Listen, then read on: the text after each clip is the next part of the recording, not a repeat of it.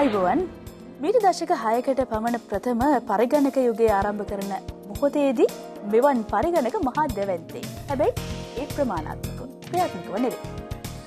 අද වෙනකොට පරිගණකයේ ප්‍රමාණය කුඩා වෙලා. නමුත් ප්‍රමාණාත්මක කෙසේ වෙතත් ක්‍රියාත්මක ස්වරූපයෙන් නම් පරිගණක මහා දැවැන්තේ. මිනිසුන්ගේ නම් සැලකිය යුතු වෙනස්කමක් මේ දශක 6කට ආසන්න කාල පරාසය තුළ සිදු වී නැහැ.